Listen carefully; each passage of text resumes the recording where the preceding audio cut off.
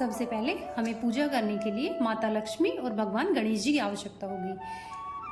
धनतेरस के दिन हमें पुरानी तस्वीर का ही पूजन करना चाहिए। जो हम नई तस्वीर लेकर आए हैं उनका हमें दीपावली के दिन पूजन करना चाहिए।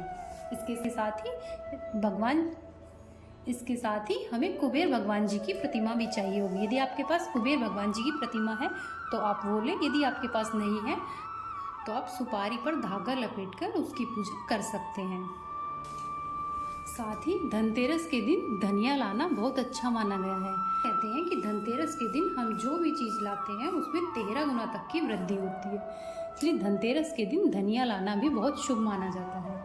इसके साथ ही हमें धनतेरस के दिन भगवान जी को अर्पित करने के लिए 7 तरह के अनाज चाहिए।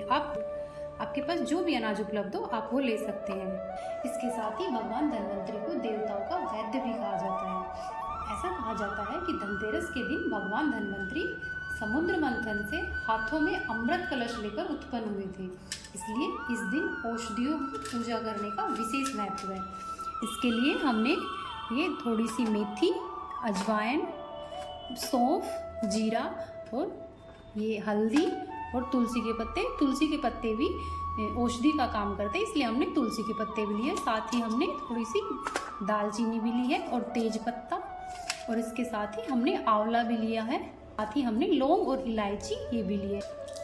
ये सभी औषधि की तरह काम करती है, इसलिए आज के दिन हमें इनका पूजन अवश्य ही करना चाहिए।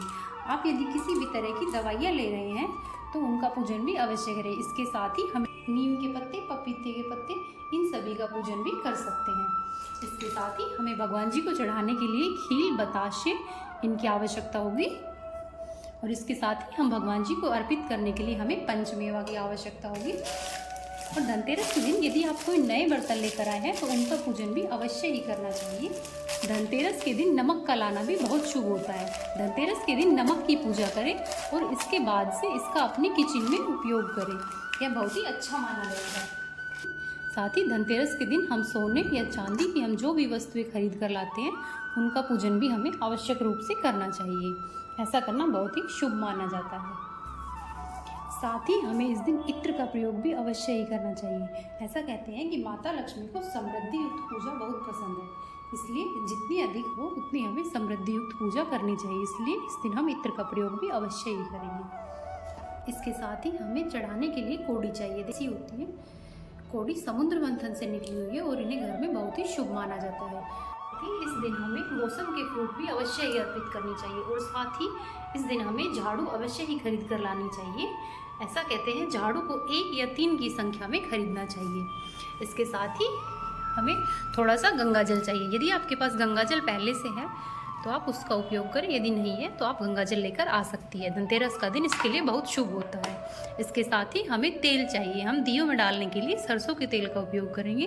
1 लीटर या 2 लीटर तेल आवश्यक रूप से लें। इसके साथ ही हमने अपने घर के जो बही खाते होते हैं उनको लिया है। धनतेरस की पूजा में घर के बही खातों का पूजन आवश्यक रूप से करना चाहिए। इसके साथ ही हमने दिया, माची पूजा में अर्पित करने के लिए हमें धूप, दीप, हल्दी, कुमकुम, चंदन, अक्षत एवं कपूर, मौली, इन सभी की आवश्यकता होगी। इसके साथ इस तरह की कॉटन का उपयोग करें। इस कॉटन को बहुत ही शुभ माना गया है। इसके साथ ही हमें चौकी पर बिछाने के लिए लाल वस्त्र चाहिए एवं एक पूजा की चौकी भी चाहिए। ऐसा कहते हैं धनतेरस के दिन हम जो भी वस्तु खरीदते हैं उसमें 13 गुना तक की वृद्धि होती है।